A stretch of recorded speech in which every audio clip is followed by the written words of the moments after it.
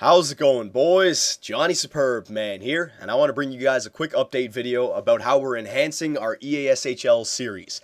We've been doing a lot more EASHL games this year. We're going to keep it up. We're going to be doing even more, but I wanted to enhance it and make it more fun for you guys and for us. So going forward, we're going to do this new style of EASHL games. You're still going to get the full game with the live commentary from all the superb men, but now I'm going to turn you guys into analysts, into reporters, into scouts, all right? Introducing the new rating system for our EASHL games, okay? And the rating system is going to be dictated by you guys. You guys are going to watch our games and basically tell us what we're doing right, what we're doing wrong, and I really want to grow this team into one of the best 6v6 EASHL teams. To be honest, right now we're a good 4v4 team. We're above average 5v5 team, but you know what? When everybody does get on and we get into a 6v6, you know, we'll win, but if we go up against, you know, a good team, one of the best teams in the world, it's not even a competition. We do get slaughtered. I want to get to a point where any team in the world, at least we can give them a competition. I mean,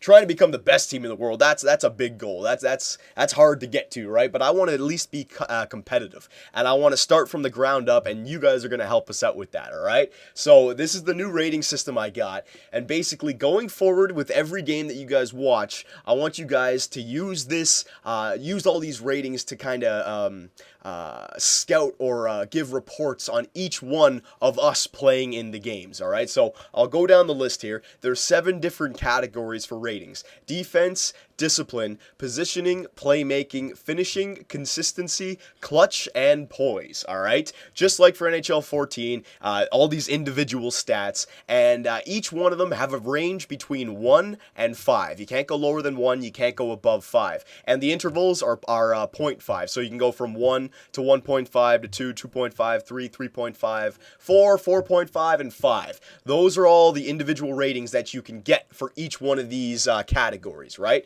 So let me just go ahead and explain what every one of these categories basically is about. Defense. All right, so when you're giving a rating about someone on defense, it's not about just the defenders. It's about how everybody plays defense for their own individual position. Now, when it comes to defense, it's stick lifts, poke checks, body checks, and anything else that causes a turnover. How does the player act on defense, right? Does he cause turnovers? Is he wild with his stick checks? Is he wild with his body checks? That's what basically defense is. It's about turnovers, causing turnovers, all right? And somewhat positioning, but mostly stick checking and body checking. That's defense. Next, discipline. Now, this is not just about taking penalties. A lot of it is taking penalties, but it's about doing the right thing in the right area. For example, right, 6 seconds left, a face-off in your own zone. The wingers decide off the face-off to go up to look for a breakaway with 6 seconds left. That's not showing good discipline. The right thing to do in that situation would be for the wingers to go into the face-off circle and play defense for the last 6 seconds, showing good discipline right there, showing that they know what's going on, right? Or say we take a face-off and somebody's not ready to go. That's showing poor discipline. It's also the penalties, but it's also about being aware what's going on at the ice right at that time. So discipline, that's that for that rating. Next, positioning. This one is strictly positioning away from the puck. This kind of goes hand in hand with defense, but I don't want you guys to get it mixed up. Positioning is just where the player is when they don't have the puck, all right? And this is something that's hard to judge somebody, because when you're playing, I mean, you don't usually get to watch yourself back unless you record video, right? But either you're watching the puck or you're watching yourself. But when you get to watch a game back and you're not playing, you get to see everybody on the ice. So I want you guys to judge us by how well we position ourselves when we don't have the puck. Are the wingers on the right side, right? Is the defenders behind the net on the offensive zone? Is the center behind the net in the defensive zone? Are we all over the place, right? Can we keep on moving, or do we actually stop where we need to stop? Positioning away from the puck. That's a very important stat, all right? Next, playmaking. Now, this is not just about assists. This is not about scoring goals. This is about making the right move, basically making something happen out of nothing. And that doesn't mean making a chance happen. That means, say a defender has the puck in our own zone, 2 forecheckers right on him, and he makes a clutch breakout pass right around the boards up to the winger, and it's out, right? You forget about it, you don't see it on the scoreboard, but at the end of the day, he made a really good play to advance the puck up to his teammate, and his teammate can now go into the zone, right? A playmaking pass is something that you pass the puck to your player, and your player is in a better situation than you are because of the great pass that you made and the great fake that you made before you passed it to drag the players towards you. Good passes, saucer passes, quick passes, passes that you didn't see, breakaway passes, right? Basically just in general playmaking. It's not about points, it's about just how you play with the puck. Do you create things or do you hurt your team, right? Playmaking. It's kind of a broad category, but you'll see it when we're playing more. I'll define it a little bit better. Finishing. All right, this is not about scoring goals, scoring points. This is strictly about if a player's in a situation where he should score, right? 51% or higher, he should score a goal. How is he? Right? That is finishing. If I say I'm taking the puck up and I deke out 2 people and get a shot and I miss, you don't say, oh, he didn't have good finishing. I shouldn't have been in a situation to finish. I had to deke out the 2 computers. But if you're on a breakaway against a human goalie, that's a situation where you should score. No excuses, all right? You're on a breakaway. What kind of finisher are you? In a situation where you should score, are you a good finisher or are you somebody who's a 25% kind of guy, right? Same thing 2-on-1. It should go in, right? It's a kind of chance where the offense should put it in. It's not on the goalie to make the save. It's on the offenseman to score the goal. So that's finishing. In a situation where you should score, do you or don't you? All right, finishing. Consistency. This one is basically just about, say somebody scores a really nice goal and you give them a 5 out of 5 for finishing. Well, are they going to pull off that nice goal for the rest of the game? Are they going to pull off that nice goal for the next 2 or 3 games, right? You can't just give somebody a reflex rating. It's got to be consistency. So is somebody consistent from the beginning to the end of the game, or are they a flash in the pan, turnover, flash in the pan, turnover, penalty, turnover, right? Because that's not being consistent. So consistency, and then last but not least, clutch or poise.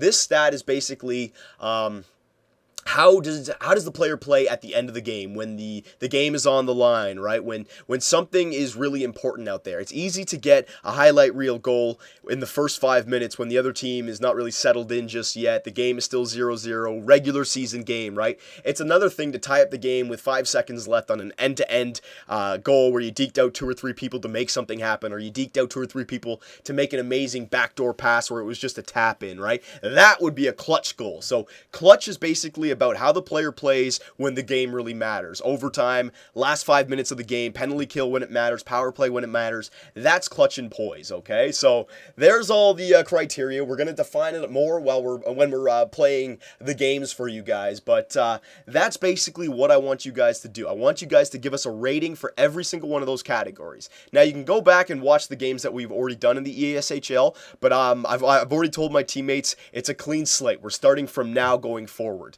all right? So you guys can go back and look at that and look for patterns going forward, but we're not giving the overalls yet. The overalls are going to start to come out with any ESHL games that you see come out after this video, okay? Now, last but not least, here is a little example on the screen for you. This is nobody on our team. This is just an example, right? For every single one of those categories, I've given a rating. 4.555, 4.54, 3.5, and 2.5. Now, the great thing about this is I don't want to just give the ratings like that. I want you guys to give us the ratings like that so I can look at all the votes and see how many people say this and come to my conclusions myself, right? But what I'm going to do is I'm going to take every single one of those numbers, multiply them by 20, add them up and divide by 7, and when you do that, you get an overall out of 100. So if you take all those numbers there, all right, multiply each one of them by 20, then add up all those answers, all right, and then divide by 7, you will get 82.8. So you can kind of say for this player with all those individual stats, his total overall is 82.8, all right? So you can see how we're going to have different overalls for every individual player, and this overall overall number is not going to stick. It's going to change every week, every 2 weeks, all right? I'm not going to change it every day based on every game, but every week or two, I'll give you guys an update on our current overalls, all right? Now, hang on. Let's jump to part 2 of this. All right, so on to part 2. Now, basically, again, we're not giving overall numbers just yet. I'm going to give you these guys a clean slate, but I want to show you guys our club stats so far for NHL 14 so that you guys can see the patterns, all right? If you can see the patterns right now, you can look for those patterns in the games once we start it up, right? So if you want to look at the stats here, fine, but remember, don't judge anybody based on their individual stats just yet. I'm not doing overalls until we start up after, all right? So there's our team. Yeah, we got everybody on here. Games played, there you go. Me and Crip have played the most. Ray Stanley's down there as well with 148. All right, Pray for Eyes next. Domsky and Rotes yet to hit 100 games, but still they're there. Goals, Kryptonite in the lead with 213. Pray 180. Me 96. Yeah, I should probably say this. I've played defense. Crip plays right wing. Reebok plays forward whenever he does play. Domsky plays defense. Prey plays forward or winger. Rotes plays center. All right, and Ray Stanley plays goalie. That's why Ray has no goals in 148 games played. I should have told you guys our position first. All right, assists. There you go. I'm in the lead. Oh, sweet. Defender in the lead with assists. Points, Kryptonite way in the lead, 397. All right, so you can take a look at the games played, goals, assists, points. But again, all right, if you guys are gonna judge us by just individual stats, that's not the whole point of this. It's about every EASHL game that we play goes up, right? We can't hide. We're gonna put up the bad games as well. So I'm just giving this quickly for you guys, just so you can see. Plus minus. Now this is actually an interesting stat because Reebok is minus 19 for some reason. Games played. Yeah, Domsky is less plus minus than his games played. I think Rotes is as well. Yeah, see, that's what I mean. When we get our 5v5 or 6v6 with Domsky and Rotes in there, or Reebok, that's when we start losing to these tough clubs, right? But when we play like 4s or 5s with me, Crip, Prey, Ray Stanley, and then with Rotes or with Domsky, then we can dominate. But when we get the whole team on going, that's when we run into problems, and that's what I want to fix. I want to become a good 6v6 team. All right, so the plus minus, gotta fix that a little bit. Penalty minutes. The only thing about penalty minutes is it adds in the fighting, right? So you can't really distinguish. Like Kryptonite has the most penalty minutes, but he fights the most, so you can't call him the most undisciplined. That doesn't work out like that. Power play, shorthanded. Hits. He definitely goes for the most hits, though. Jesus. Block shots. Shooting percentage and goals against average. All right, so I just wanted to show you guys our stats quickly.